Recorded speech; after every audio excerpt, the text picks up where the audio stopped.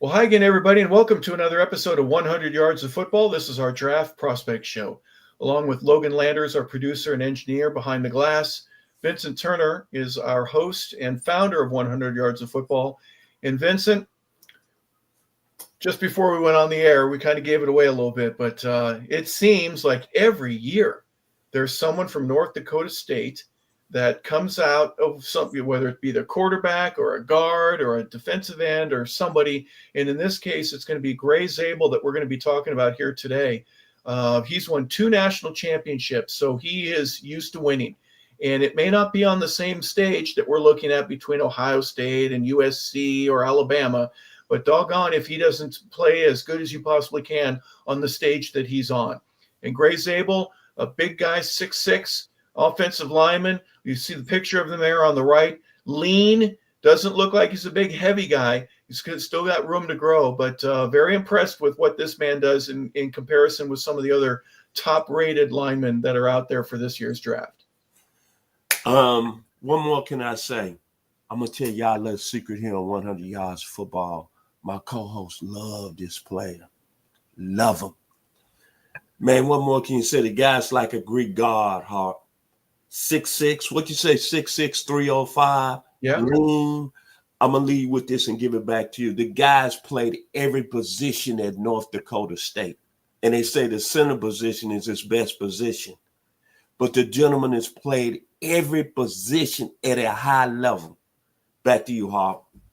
Well, he's listed at 312 right now. And if you look at Kelvin Banks out of Texas, right, you got the logo, the big longhorn. He's the number one guy right now. He's 6'5", he's 315.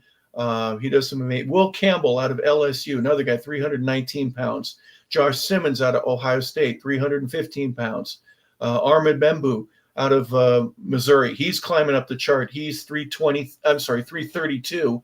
So some other big guys that are out there.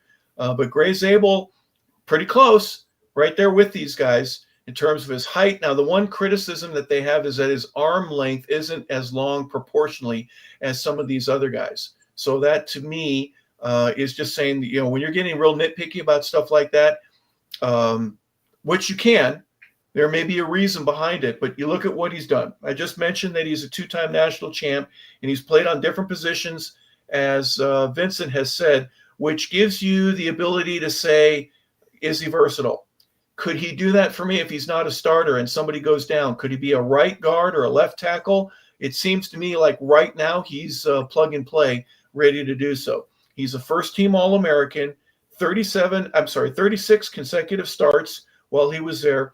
And he's a smart guy, Vincent. He's not only graduated with his degree, but he's got 2 double minors that are a part of that as well. So he brings with him a little bit of cerebral. You mentioned playing center, if that's his best position.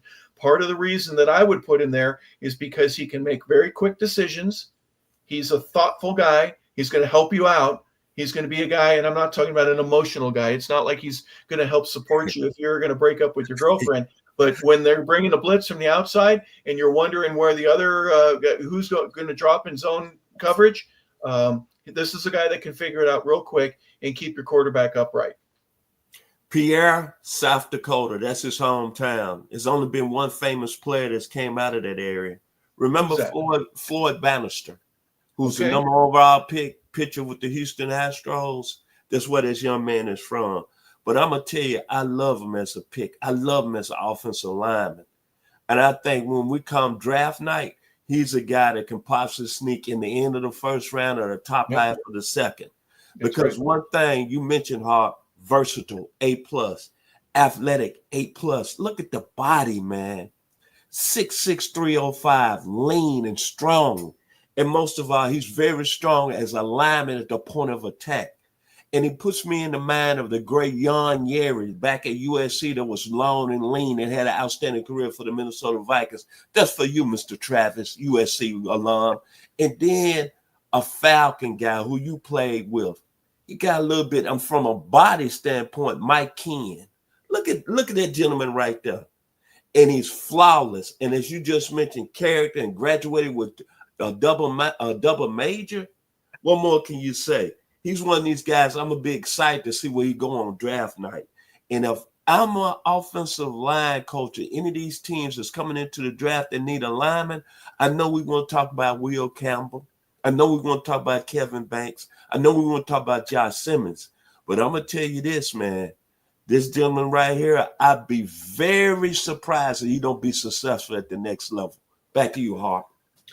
Yeah, we'll take a look at a couple of his weaknesses right now. The measurable is his arm length. It's 36 inches, and they probably would expect for a guy that big to be 37 and a half or something like that. Mm-hmm. Sometimes he'll lunge, and this is again in pass pro, where he'll lean for you, miss you. If your head gets down, you're in trouble. He needs to improve his hand strike when he's going against a faster edge rush type guy. He struggles a little bit with that, but guess what? Welcome to the club. Who doesn't? When you go against a speed guy, it's a completely different realm, and you're going to miss at times. But those are things that he's going to work on. And I agree with you, Vince, that the chance for him to be a first rounder, especially if there's an early rush on tackles, and there may be in this year's draft. There's a lot of defensive talent, so they might go offense first. So take that into consideration, and he might move into the first round. There's some folks that think that he slipped up to that or slipped his way into that upper tier. Right now, he's ranked number 5 overall in terms of tackles. But here's what he does well. He wins at the pad level, meaning as tall and big as he is, he still has the ability to get under a defensive guy, especially in run blocking, and he fits and he finishes. Everyone says he has a powerful leg drive, and he wants to see you on the ground. And he may not pick you up either. He's not a nasty player, but he's mean, if you know what I mean. There's a difference between the two, and he is certainly someone that has impressed with whistle to whistle. He takes great angles when he does combo blocks to get to the linebacker or to that next level. He works well with his guard. I think the ability for him to have played other positions lets him realize what the other guy needs out of a combo block, and so he supplies it, and then he moves on to the next level without leaving the other guy lagging behind. But he's a finisher. He's a versatile athlete. He can play anywhere for you. He's got great balance. He's got excellent power when he pulls. And that at the pro level is something that you're going to need to see. His athleticism going against a smaller guy, but yet the power to be able to move somebody out of the way and clear a hole for the running back. Those are just some of the things that he does very well. Again, he's in tough competition at this level. Some really big, well-known guys that we've talked about here. But put him on the map because you're going to be hearing about Gray Zabel. Mr. Zabel, my final words about you, and I watched a lot of film yesterday on YouTube at the library, and I got something for you. When you look at this gentleman, this football player, night falls, and I'm alone. Blue on black, my man Kenny Wade Shepherd. This young man is going to be blue on black in the National Football League, baby. Love the player. Back to you, Mr. LeBel. Yeah, and if he hits you enough, you'll be black and blue as well as blue on black. Because he can do that. So again, 6'6", 312 pounds. Runs a 5.3 40-yard dash. So that's probably a little bit slow. But a senior who's been a winner all throughout his career, like I mentioned earlier, 2 national championships for North Dakota State, and he joins a slew of other North Dakota State players that year by year they end up getting a chance to play in the National Football League, and they do well once they get there. So they've been well coached, and they are ready to go. So we wish Gray Zabel all the best as he gets ready for his draft day, which will be coming up here at the end of April. So for Vincent Turner, for Logan Landers, our producer and engineer, I'm Harper LeBel saying thank you for tuning in.